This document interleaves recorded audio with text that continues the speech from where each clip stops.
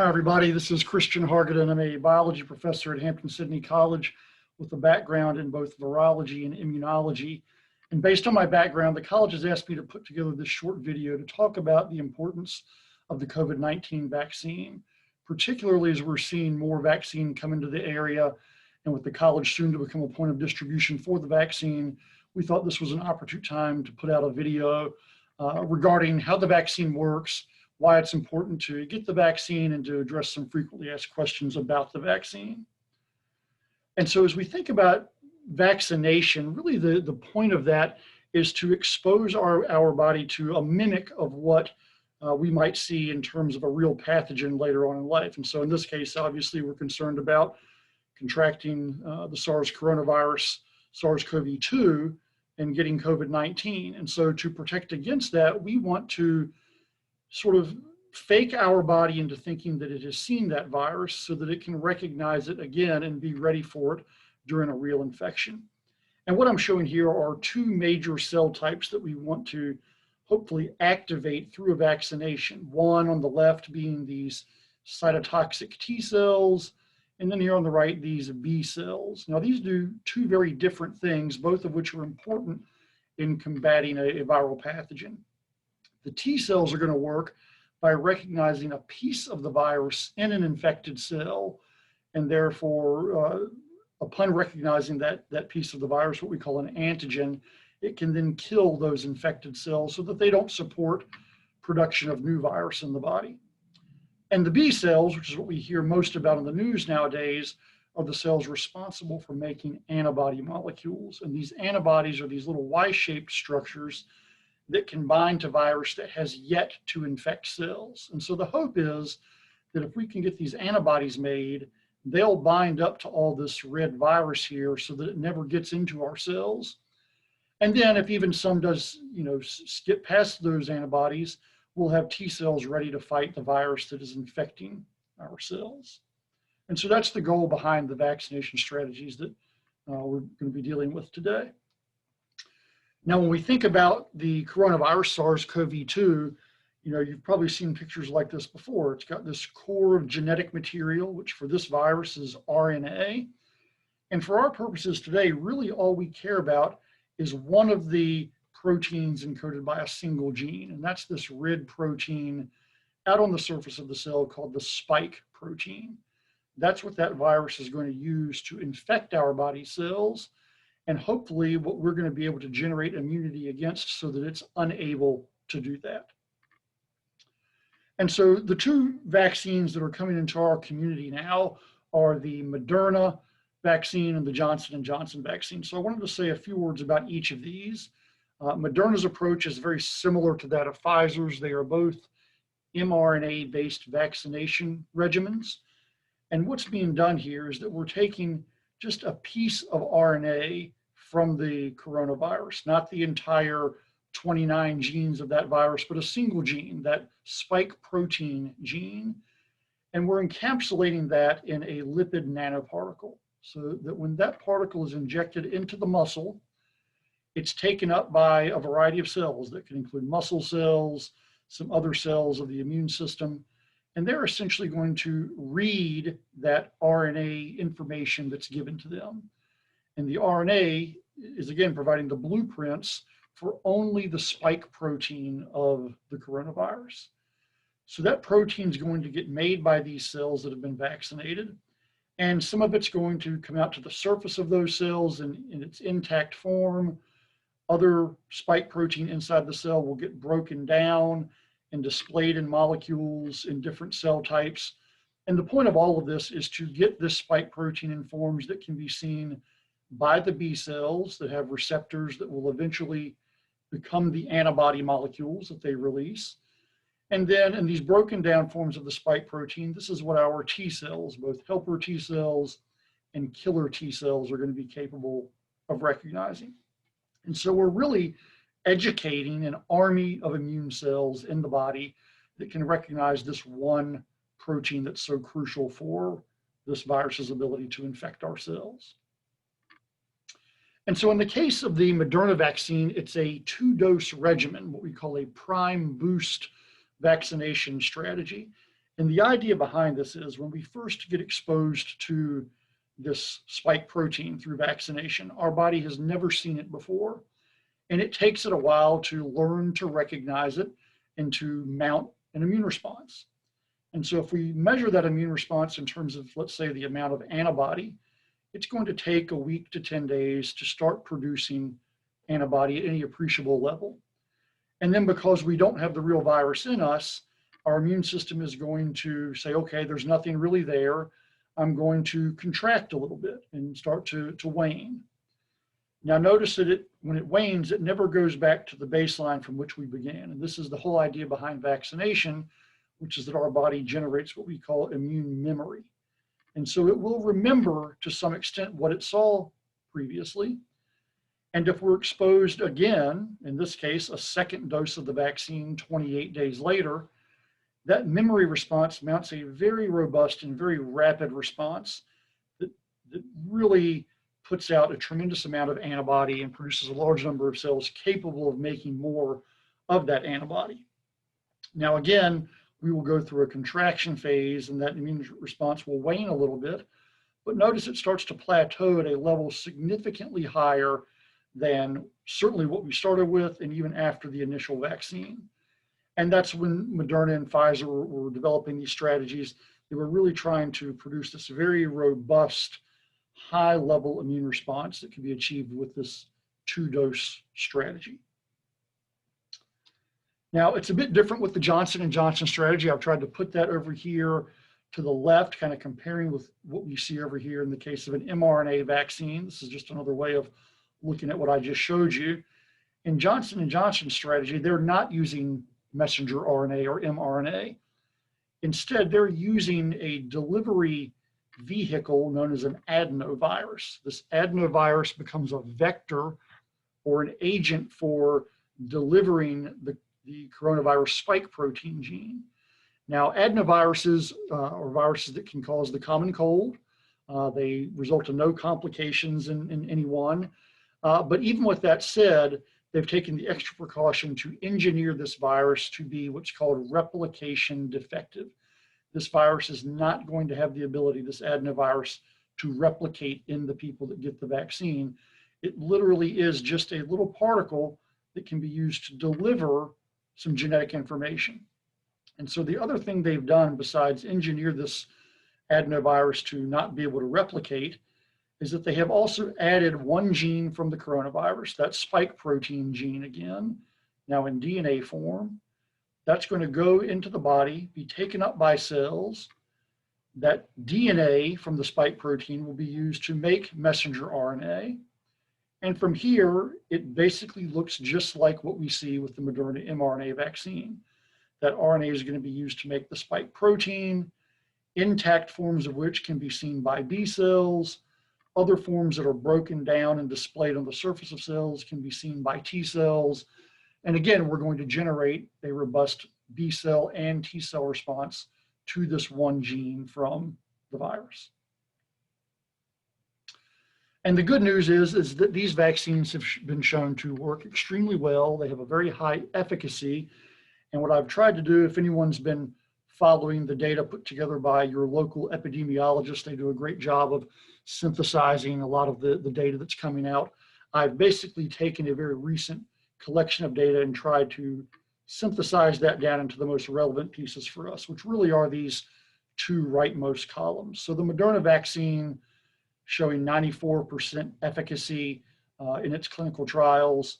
The Johnson & Johnson vaccine, not quite as efficacious, but still quite effective. And certainly when you compare this with an annual flu vaccine, this is much better than we see in most years with a typical flu vaccine. So this is considered very effective in terms of vaccine inducing immunity and protection against infection.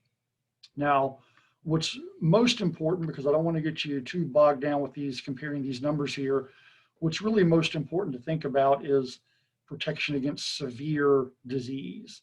And in terms of hospitalization and death from COVID-19, Moderna is essentially 100% effective, as is the Johnson & Johnson, at least when looking at the old variants of the coronavirus. Now we're hearing in the news a lot now about new variants that are emerging. And again, we've got good news in terms of protection from hospitalization and death from those variants. We've not seen hospitalizations or death from any of the new variants with either of these vaccination regimens. Now, we have seen slightly lower overall efficacy in terms of Johnson and Johnson, since those trials were more recent when these variants had been around in some communities. In the case of Moderna, there really were none of these UK and South African variants at the time of the trials. But that said, the predictions are based on what we're seeing in laboratory studies, that even though the antibodies don't bind as well to those variants, they do seem to confer at least partial protection from disease, and again, good protection from severe illness. So all of this is to say that these two vaccine platforms are both very good vaccines and provide great protection against the severe forms of illness, which is ultimately what we want to be protecting against. If the worst thing we're going to experience is a common cold, I think we'll all accept that as a good victory during this pandemic. And again, in most cases, we'll be protected even from that. Now, these variants are important and will come up when I go through some of the frequently asked questions. The B.1.1.7 variant is the so-called UK variant, the B.1.351 variant being the South African variant. We're seeing a few others emerge as well. We do have to keep these in mind as we think about updating vaccines going forward and monitoring these new variants very closely. So I want to end today and try to keep this relatively short with just some frequently asked questions about these vaccines. The first of which is to address, was this vaccine rushed, or either of these vaccines rushed? And the reality is, clearly, we have never in our history experienced a pandemic, and within 10 months of that pandemic had 2 vaccines receive emergency use authorization and followed a month or 2 later by a 3rd vaccine. That does seem very quick. What that really speaks to is how advanced we are technologically now. We have the technology to develop these vaccines very quickly. And honestly, in many ways, these vaccines took years of development. So the Moderna and Pfizer approach with the mRNA vaccines, that strategy has been studied for near a decade. In terms of Johnson & Johnson, the adenovirus vector platform has been used in preliminary trials for a variety of other outbreaks that never reached the levels of the COVID-19 pandemic. So during the recent Ebola outbreaks in the mid-2010s, during the Zika virus outbreak, these were vaccine platforms that were used in trials and shown to be safe at that time. And so really all that was rushed now, and rushed is a bad word, we simply took these well-studied platforms and added the RNA sequence or the DNA sequence from the coronavirus spike protein into that well-studied platform. So in that way, they weren't rushed at all. And these 3 that have received emergency use authorization went through their phase 1, phase 2, and phase 3 clinical trials where safety is monitored and is in fact the only thing monitored in the phase 1 trial and the primary endpoint of what they're studying in phase 2 trials as well. So between those and the phase 3 trials where they look at vaccine efficacy, I think we can feel very confident in these vaccines, no matter which one we receive. Another question I'm often asked is, will the vaccine give me COVID-19? And absolutely, there's no possible way for this to occur. The SARS-CoV-2 virus carries 29 genes that make it infectious. And these vaccines carry only one of those genes, and it's the gene that's going to encode that spike protein that we're going to educate the immune system to recognize and protect us from when it sees the real thing on the real virus, should we ever encounter that. But there is no way that we can get the COVID-19 vaccine and the COVID-19 illness from the vaccine.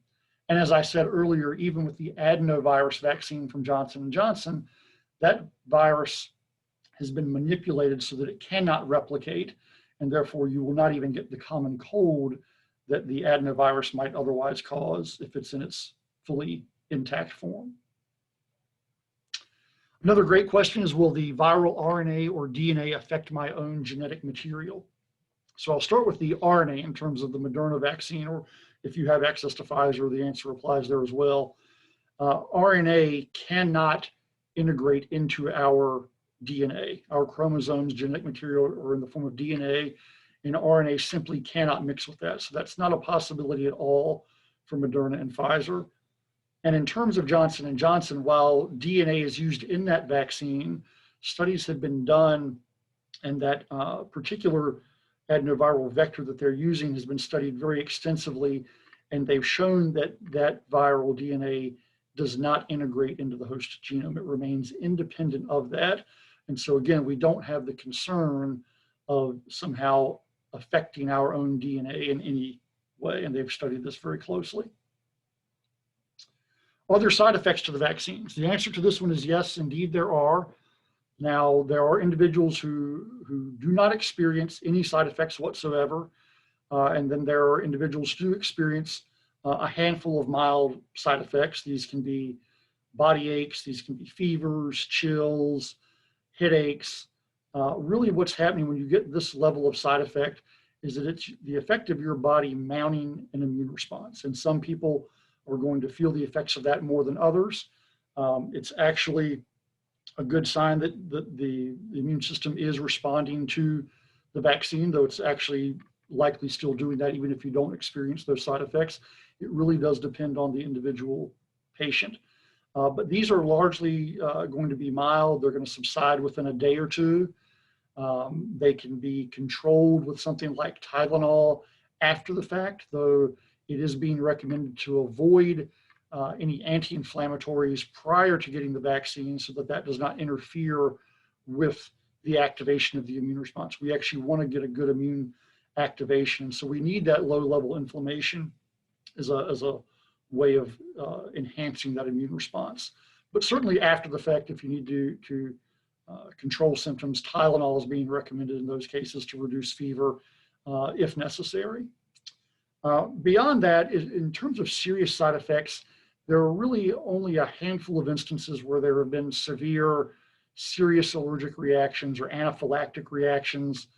In terms of the Moderna vaccine, during the trials, it was about 1 in 400,000 patients, and 90% of those had a history of anaphylactic reactions.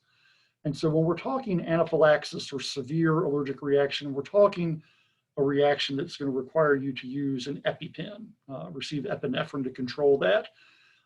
So I don't want to minimize the severity of those severe reactions. They are severe, and in fact, CDC is recommending that you not get any of the 3 vaccines to date if you have that medical history, if you've had that type of allergic reaction before. But if you've had just mild allergies, food allergies that have not resulted in a need for epinephrine, those allergies are not an allergy that's going to be concerned for this vaccine, and they would recommend that you get any of these 3 vaccines that are currently available. Again, if you've got a history of anaphylaxis, and it's important to know your medical history and speak with your healthcare provider about that history, but if you've got that history, you should avoid these 3 and wait till maybe another vaccine is released later on. Otherwise, by far, it is being recommended to get any vaccine that is available to you. And part of why that's so important is what I want to get to is I alluded to these variants earlier. And again, we think that we do still have at least partial protection from the UK variant, from the South African variant, at least in terms of protection from severe illness. But the reality is we're concerned that if they mutate further or new variants develop, it's possible that a variant could emerge that escapes vaccination, at which point we're going to be back to square one with regard to this pandemic. And we are really, I think, so close at this point to really finally getting ahead if we can keep everyone masked and distancing until a large portion of the population is vaccinated and the vaccine distribution is increasing weekly. I'm confident that more and more people are going to have access in the weeks and months ahead. So that I think if we're careful and enough people get vaccinated, we can reach this level of herd immunity where we really aren't going to be transmitting much virus. And the fewer hosts that we have supporting replication of this virus, the lower the risk we have of generating a variant that could escape vaccination.